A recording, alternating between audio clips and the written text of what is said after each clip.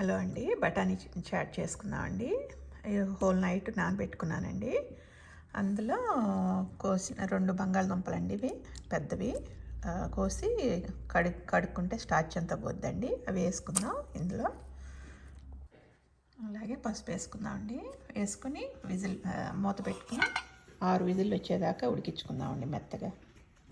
ఇప్పుడు పేస్ట్ కోసం 3 పెద్ద టమాటాలండి, 2-3 పచ్చిమిరకాయలు, అల్లం వెల్లిపాయ పేస్టు, కొద్దిగా సాల్ట్ వేసుకుని స్మూత్ పేస్ట్ చేసుకుందామండి మిక్సీలో.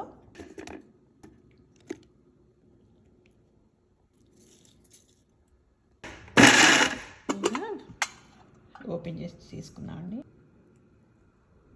మెత్తగా ఉడికిందన్న బౌల్లోకి తీసి పక్కన పెట్టుకుందామండి. కొద్దిగా లాస్ట్లో యాడ్ చేద్దాము, బాగుంటుంది.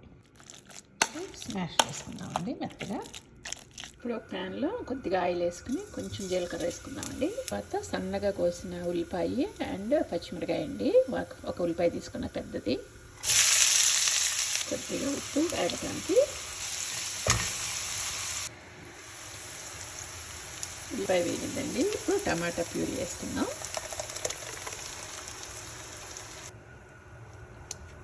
ఇప్పుడు కలిపి ఒకసారి మూత పెట్టుకుందామండి. బాగా ఉడికినాక అప్పుడు ఆ బఠానీ అండ్ పొటాటో వేద్దామండి. ఉడికింది, మూత పెట్టుకుంది. ఆయిల్ పైకి తేలింది కదండి. ఇప్పుడు ఈ chat వేసుకున్నామండి.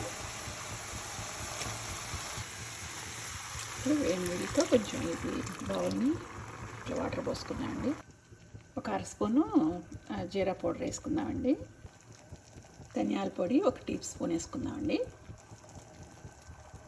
Garam masala 1 table spoon అండి. చాట్ మసాలా 1 టేబుల్ స్పూన్ వేసుకుందామండి. 1 టేబుల్ స్పూన్ కారం అండి.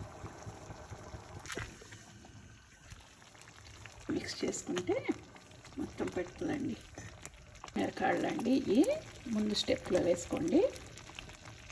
ఉప్పు చూసుకుందామండి, సరిపోయిందో లేదో చూసి దాన్ని బట్టి వేసుకుందాం. ఇందాక దాంట్లో వేసా కదండి, రెండిట్లో కొద్దిగా ఇక వేసుకుంటానండి ఉప్పు.